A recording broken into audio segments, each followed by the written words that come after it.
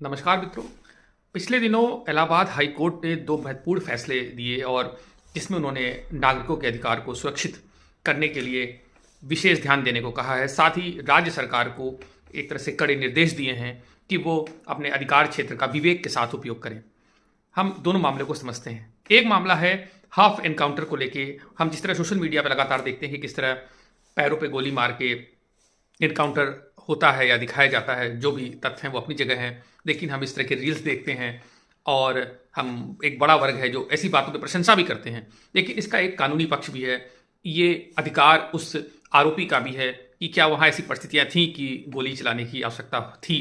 तो इस मामले में जो कि मिर्ज़ापुर का मामला है, 3 आरोपी होते हैं और उनके पैर पे गोली मारी जाती है और ऐसे में उनकी जब जमानत याचिका पर सुनवाई हो रही थी इलाहाबाद हाई कोर्ट में, तो कोर्ट ने इस मामले का भी संज्ञान लिया कि इस तरह के जो हाफ एनकाउंटर होते हैं ये क्यों होते हैं। ये क्या सोशल मीडिया पे वाहवाही के लिए होते हैं या प्रमोशन के लिए होते हैं, और क्यों सुप्रीम कोर्ट के दिशा निर्देशों का पालन नहीं हो रहा है, जो कि पीयूसीएल बनाम महाराष्ट्र सरकार के वाद में दिए गए थे स्पष्ट दिशा निर्देश, उनका पालन क्यों नहीं हुआ।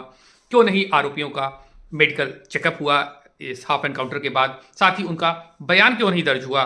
और इसके साथ ये भी जरूरी था कि जो पुलिस पार्टी गई है उससे एक स्तर ऊपर का अधिकारी ऐसी मामलों में जांच अनिवार्य रूप से करे और एफआईआर भी दर्ज होनी चाहिए थी।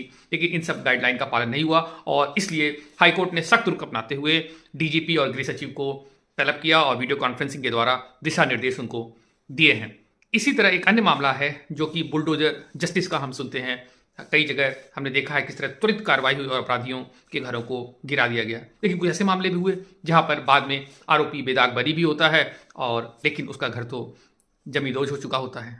ऐसे ही एक मामला था ये हमीरपुर का, जहां पे याची ने हाईकोर्ट में प्रार्थना की कि उसकी संभावना है, क्योंकि वो आरोपी है एक मामले में, तो ऐसे में कहीं उसका घर न गिरा दिया जाए। हाईकोर्ट ने इस पर सख्त रूप अपनाया और कोर्ट ने कहा कि इस तरह न्याय की अवमानना नहीं होगी। दंड देने का अधिकार सिर्फ और सिर्फ हाईकोर्ट को या न्यायालय को होता है, पुलिस या सरकार को नहीं होता। ऐसे में अपने कानून हाथों में लेना कितना उचित है। और उन्होंने इस संबंध में 5 पॉइंट्स भी प्रस्तुत किए हैं जिसका जवाब सरकार को देना है। कोर्ट ने पूछा है कि कब ऐसी स्थिति हम समझ सकते हैं कि वो बिंदु आ चुका है जहां पर उसको ऐसी आशंका हो सकती है कि उसका घर गिरा दिया जा सकता है और ऐसे में वो कोर्ट की शरण में आ सकता है।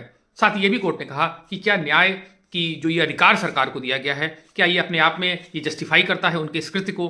और इस तरह के 5 बिंदुओं पर सरकार जवाब देगी। लेकिन कोर्ट का स्पष्ट संदेश है कि हर किसी को अपनी संवैधानिक सीमाओं को समझना होगा।